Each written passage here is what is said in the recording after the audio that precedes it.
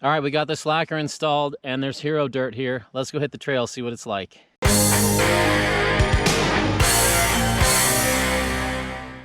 So the reach doesn't feel quite as long now, which is nice. The slacker has brought it in a little. The stack feels low though. Climb's great though. Doesn't feel weird. If anything, it just feels a little more balanced. Doesn't feel like a slack bike. Just feels balanced. Oh yeah, it's better. Steers a lot better. Fixed it. Boy, I've been on so many heavy bikes lately that riding a light bike like this, oh, that corner is so much better. So much better. Even on the flat XC stuff, it's better.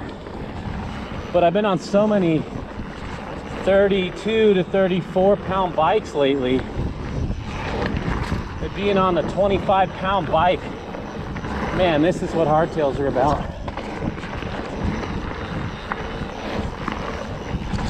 Just bob and weave through the trail. Oh, it's just so fun. This bike came alive. Let it breathe a little with that slacker. It's way better. And we're just on the mellow stuff. I'm sure it'll be even better in the chunk. This is the bike Yeti should have designed.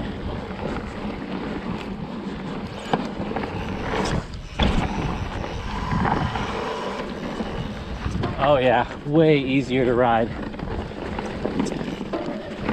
It's given up nothing on the climbs to me either.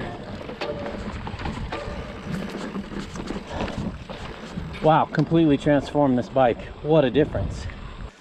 This bike makes me think of the athlete or the student who just needed a little coaching to unlock their full potential and blossom. It's now 1.8 degrees slacker, which is a significant amount. And it's completely opened this bike up. Doesn't feel stuffy. Doesn't feel like there's a hidden monster wanting to get out. It feels like you can finally breathe a deep sigh of relief and relax and do what it was intended for. Sometimes I wonder how much testing companies do before designing a bike, or if they just throw some numbers on the chart, go ride it and call it good. I know Yeti puts a lot of thought into their full suspensions.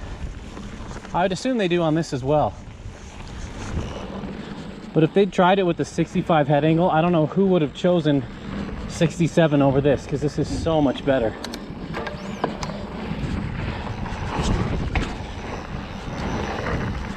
Oh, what a great trail bike. It's light, it's zippy. It's planted with these big tires. This is what a hardtail's all about.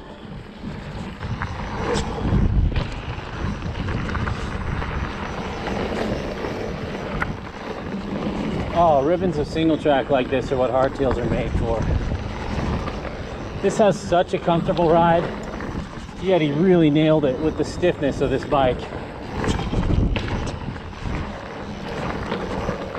I think a 130 Fox 34 is the perfect fork for this. Just super balanced now. You can make it jump. It needs a little taller stack to really dance.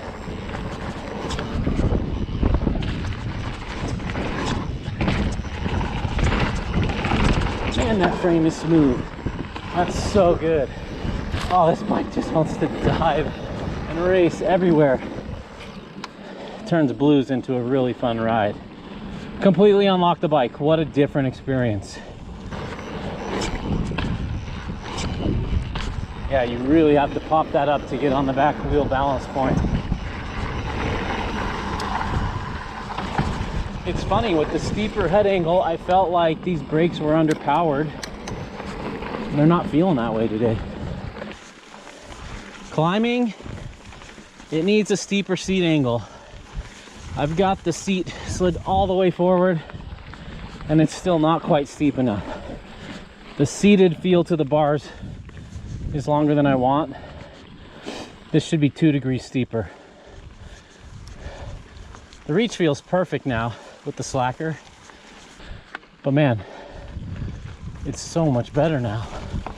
Rides like a different bike. That lightweight is awesome. See how it does on punchy, steep climbs? No problem. Perfectly balanced. I literally feel like it's gained everything and lost nothing with this slacker head angle.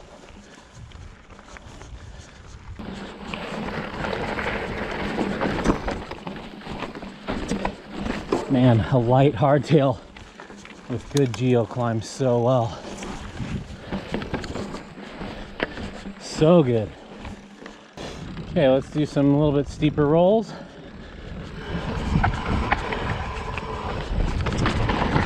Oh yeah, that was real composed. Nice, way better. All right, let's pick up some flow. This is steeper and chunkier than it looks on camera, always. Reminds me a lot of my Banshee Paradox. That's my go-to for wherever I'm riding on the planet. I can grab that bike and know I'll be fine on it.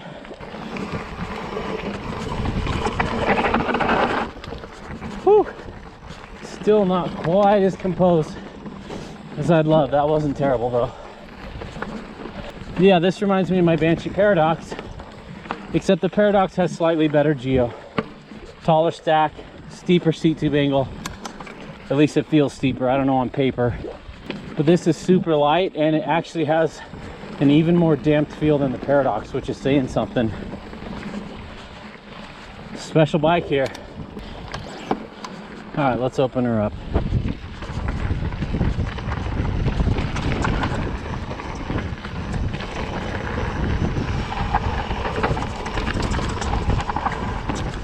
Feel that recon fighting for grip. Oh, this is so much better than it was. Holy moly. I'm coming in so much faster. So much more control. Hello. I'm all alone, thank you.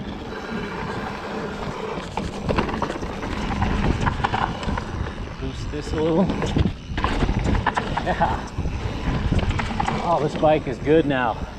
So much better. Woo-wee! That was an awful line. Oh man, what a difference. Completely different bike. This slacker completely changed the bike, and it's so nice to have a little bit of validation for myself. Sometimes I wonder, am I just crazy? Are these geo tweaks that I think on a bike would make it better, are they actually gonna make it better? And then I go and do something like this and it makes it way better. This bike is now a bike I would recommend. It completely changed the nature of this bike. However, there are two ways this bike could be better. One, it could have a taller stack, or even if I only had 20 mil more steer tube and I could run 20 mil of spacers under that, it would fix the stack issue. But these come with forks cut pretty low. I wonder if when you order this, you could ask for a little extra steer tube. And two, the seat tube needs to be steeper. I've got these slid all the way forward in the rails and it still feels too slack. It's not quite as peppy as it should be on the climbs, especially the steep stuff. So if that was 2 degrees steeper and that was 20 mil higher, holy cow. This is one of the best all-around bikes I've ever ridden. However, it's lacking personality. This is like that girl in high school who gets straight A's, she plays the violin, she's pretty, but she's not real exciting. I still had a lot of fun on this trail, but this is missing that special sauce. So it makes the most sense. It ticks all the boxes. It's carbon, it's light, it's very capable. This is the bike that if my buddies called me up and said, hey, we're going on a road trip, drop everything you've got. We've only got room for one bike on the bike rack. This bike or the Banshee Paradox, I'd probably grab my Banshee Paradox, but this bike would be a close second. I could take it on any trail in the world and feel completely comfortable, whether it's a 50-mile XC grind or whether we're riding Portal in Moab or Hangover here in Sedona. This bike can do it all. It just doesn't have that extra flair, that extra excitement, that extra special sauce that I call it, that I can't really put a name on it. It's so good though, and I don't want to diminish this bike. It is so good, and it will make so many people happy with that slacker in it. Yeti did so many things right on this bike. They left room to fit a 175mm dropper. That's amazing.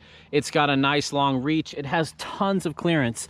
I honestly think you could get away with 2.8s in there. It'd be tight, but I think you could even do it, and that'd be fun to try. They've got a great spec. This X01 drivetrain is flawless. I love riding higher end SRAM stuff. It's just wonderful.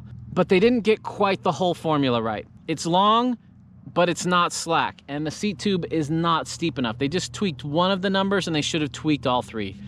If they tweaked all three of those, I still think this bike would be lacking a little bit of personality, but it would be the obvious choice in any shootout. It would just do everything extremely well. I need to compare this bike with the Spot Rocker now. You know I love that Spot Rocker, and Yeti and Spot are just down the road from each other, and the bikes have some overlap. I feel like the Yeti is more capable. I feel like it's tougher. I feel like it'll hold up to abuse and overriding the bike more than the Spot. The Spot feels a little more delicate. The Spot feels a little bit, a little bit more delicate, and you can't quite plow into stuff with as much reckless abandon. But the Spot has way more personality. You are just hooting and hollering like a kid on that thing, and it makes no sense. I don't usually like 67-degree head angles on bikes like that Spot. I don't usually love a really light build, but that bike has character in spades, more than any bike I've ever ridden.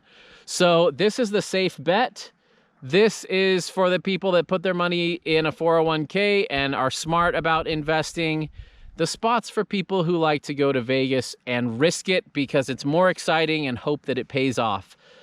I still think Yeti did a fantastic job on this bike. I don't think I'd ever buy it as a frame and build it up because it would annoy me having to run all the internal cables. It would annoy me running press fit.